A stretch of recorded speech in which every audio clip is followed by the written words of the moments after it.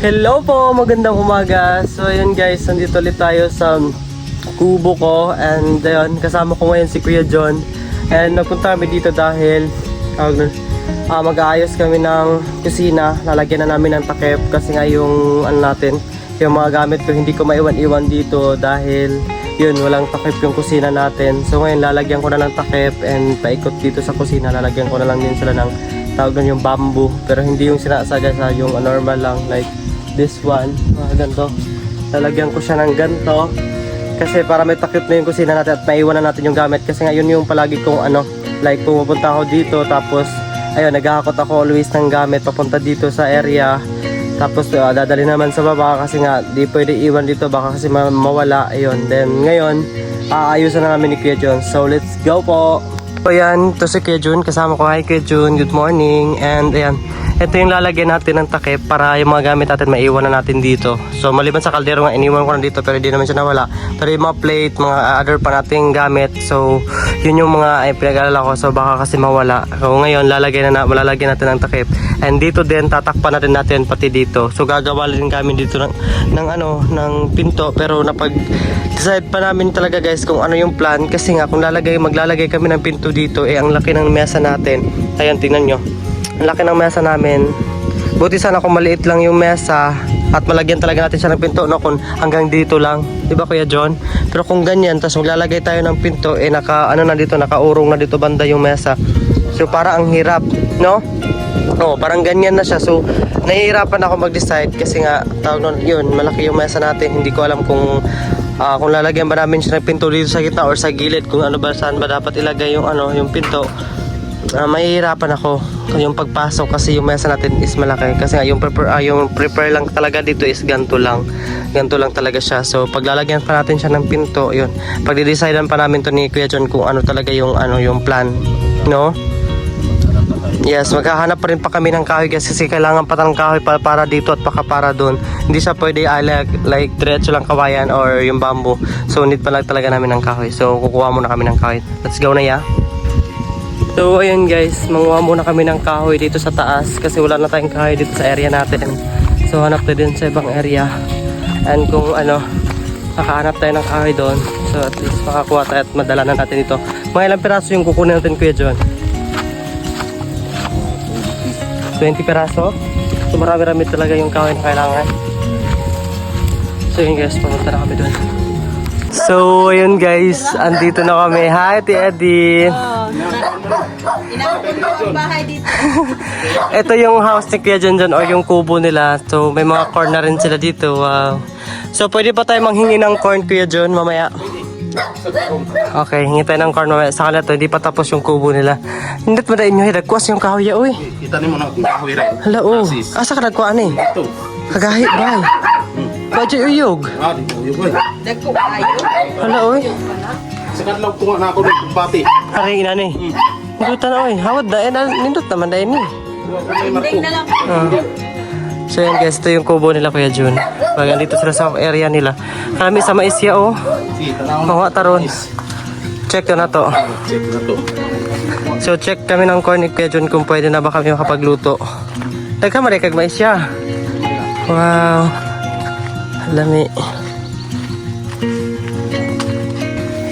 So titingnan na natin. Ito pwede na ba titingnan? Sige, pwede. Buksan mo lang konti. Buksan natin. Mayroong laman. Ay, meron na! Yay! Sarap! Wow! Pwede na, ne? Pwede na? Paano na ko, ne? Oh, pwede. Napa mo Tukot na. lang. Ay, napa mo na. Hindi na namod ako. Ay, Oo. hindi na din. Asa pa? Asa pa pwede? Sana, oh. Pwede na. Ito? Pwede nito. Pwede na, ne? Hmm. Check para ka din na. Pwede kaya po ni-check mo. Check, para makita na ito kung sa iyo. Pero kailangan lungagon na to sa ni. Anong akong sa? Sige, ito sa taan. Kani? Other one, patuloy naman ako rin. Pwede naman kani matulog. Ayun na, tama na. Kaya basi ipakaon lang kabayo. Okay. Asa pa? Ito. Pwede pa yan. Sa lutuon na to, no? Ay, sa to. Lutuon na to, no? Karon sa? Diya, luto ta. Na may tubig diya. Check sa po. Na, oy. Break ka na siya pala. Anong lami kayo na ba? Tapos, Asa? Dirita sa tunga gyud. so yan, binabalatan na ni Ate Edith yung ano, kulang pa kasi yung corn namin na nakuha ni Kuya John. So nagdagdag kami ulit. Ayan. Ganda ng corn, guys. Yes, ayan o. Ano to, first time ba natin makakain nito? Time, First wala time. tayong tanim. Wala tayong sariling corn, so Wala that's tayong why tanim. ganito. Yes. So ayan. Yan na sa kaldero. Yes, kasi magluluto na. Lutuin muna namin tong corn. So si Kuya John is nagkuha muna ng kahoy. Diba te? Para sa aming kubo. To, sa padaan na lang kami dito sa kanila. Eh, nagkataon nandito Yeah. rin kami kasi kumuha kami ng kawayan. So Para ayan. sa kubo namin. Hindi ko akalain. Dadaan kami dito. Dumating si Ren. Si Shen. Idol, giputol naman na ni mo, idol. Anong giputol naman na ni mo, idol? Tama na niya mga Sobrang daghan na kay ganit, no? Tama na na, uy, daghan na kay siguro ni. Kanon man ato ng good. Kaya sobra-sobra na ni John. Di na ni maayo. Yan yung blessing, Jun. Gahit na mo daw. Yan. So yun guys, ito na lang natira sa corn and inubos na lang pala nila. Kayo yung nag-ubos ng corn, di ba? isa na yung tira na sa akin. Yes, kasi may ginagawa pa ako eh, kumain na pala sila and itatry na natin itong isang peraso na tira. So yun guys, sinikpang ko na yung or matigas. Yan o guys, yeah? Yo. Kulang na daw. Kulang na mo? Yes, yeah. So yun guys, dito na kami kukuha ng kahoy. Ayan. Pwede na yan, ya. Maliit. Maliit pa yan.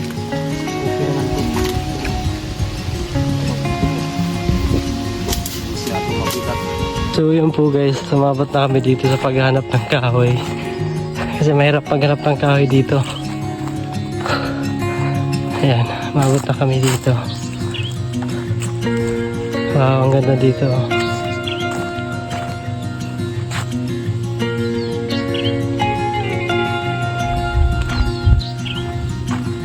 So yun guys, dito kami natatagalan sa pagkuha ng kahoy kasi nga mahirap maghanap ng kahoy na good or yung ano tawag yung solid talaga. Yan o. So ayan, kailangan kasi ng kahoy doon, hindi kasi pwede yung bamboo lang lahat. Kasi kailangan parang marko yan ba? Man. Dalawa yung makuha mo yan. Kaya matatagalan talaga kami. So yun guys, gumawa na lang din ako ng apoy and magluluto ako ng kanin namin kasi anong oras na din. And kakarating lang din namin kasi nga kumuha pa kami ng kahoy ni Kuya Jun.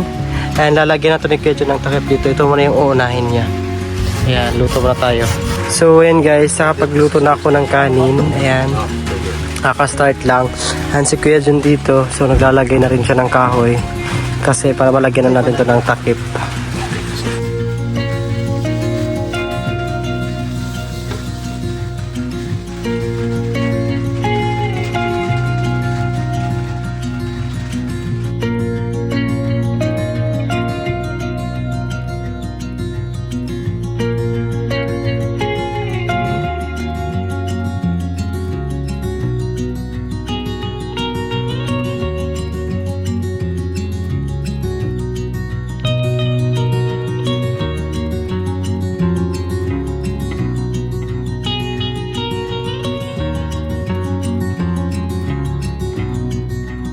So yun, sobrang sama ng panahon natin ngayon kasi nga umuulan. Yan na yan. Pero continue pa rin yung pagpanday natin dito kasi Kuya John andito. Pero grabe yung ulan, lalakas talaga yung ulan. And hindi pa kami kumain and ngayon nagluluto pa kami kasama si Kuya. So yan guys, dahil may binigay sa akin si Ate Kit na ano to, buldak, no? Tama? Buldak. So ito ay galing kay Ate Kit, pinadala niya sa amin. Hindi lang to isa, bali ano to, 10 peraso.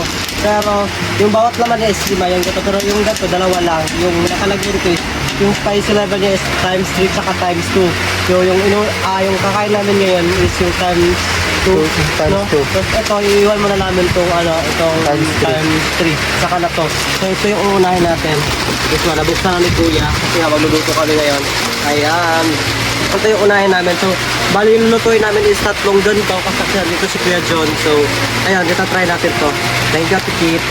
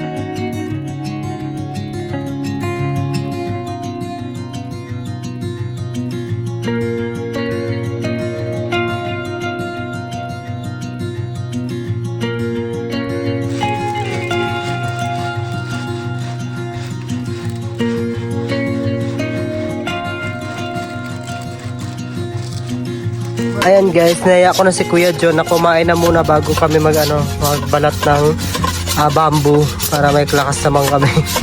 Naka-prepare na rin yung pagkain namin doon. Kain sa tayo? Oh. Ayan guys, ito yung ulam namin. Ito yung yung tatawag nun yung buldak, and then nagluto na ako ng fried na egg. And ayan, kakain na muna kami ni Kuya John. Kain po. Kain po. Ako di kami na napot ka.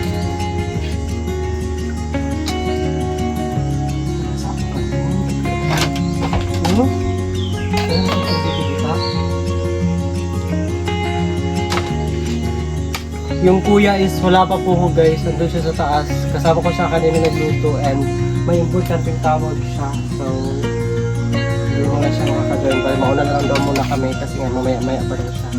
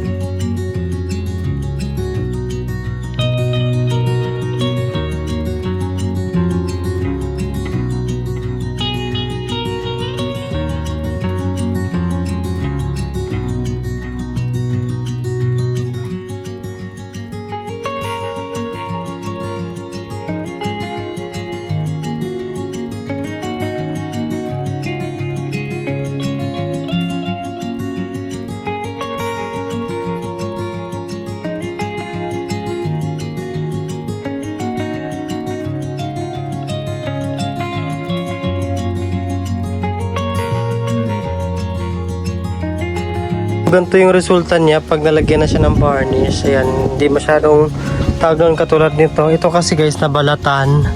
And ito hindi pa siya nabalatan.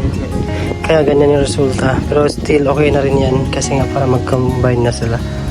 Ayan. So yan guys, bali may ano na si Kuya John. Naglipak na yan, So ayan, may nalagay na siya doon. Ayan.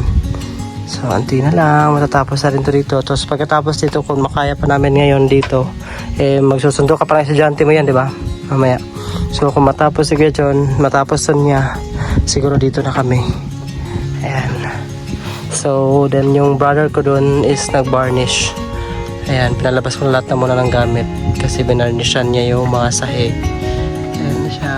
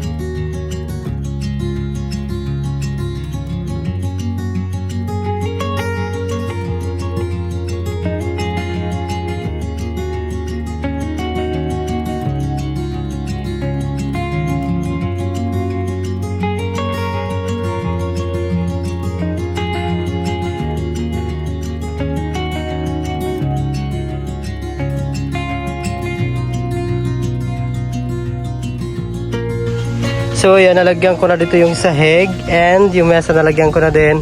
And doon sa room, so nalagyan ko na din yun ng varnish, or nalagyan ko na, ayan. So kompleto na yan siya lahat. So yung mga gamit ko ipinapasok ko lang dyan sa loob kasi nga hindi pa kasi tapos si Kuya John dito. Ayan, kung matapos na si Kuya John dyan, syempre iwan na natin yung mga gamit natin dyan. And ayan, ang ganda na tingnan.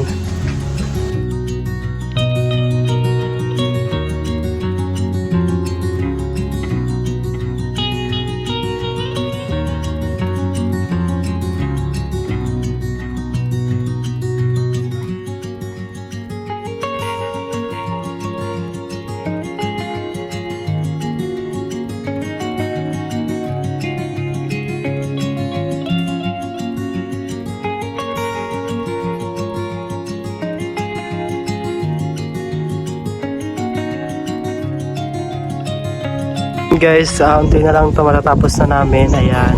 Siguro din namin siya malalagyan ng ano, tawag nun yung takip. Siguro tomorrow na kasi nga hapon na din. And ayan yung natapos na. Mahirap kasi yung pagkuha namin ng kahoy kasi sobrang layo ng kinuha namin. So akala namin kasi ganang umaga na hindi na kami lalagay ng kahoy. So need pala talaga. So ayan. Ano yung look ni Kuya Joe. Ayan. So bukas na namin sa lalagyan ng takip. Ayan guys, malapit na matapos si Kuya John here. So tamang-tama na guys kasi 4 na ng hapon. Magsa-stop na rin kami. And yung takip niyan guys, siguro tomorrow na namin gagawin ni Kuya John. Di ba ya? Kasi nga kulang pa kami din sa kahoy. Kasi kanina konti lang yung nakuha namin kasi nga ang hirap pakahanap ng pagkunan ng kahoy. So yan, inauna lang namin tong aming kusina. Yan. So yan guys, isa na mag-end yung vlog ko. Maraming salamat po sa walang sawang supportan nyo at sa panonood ng vlog ko. So yan, don't forget like, share, and comment. And yun, huwag nyo kalimutang mag-subscribe sa channel ko, Sheen Province Life. Ayun, maraming salamat. Bye-bye!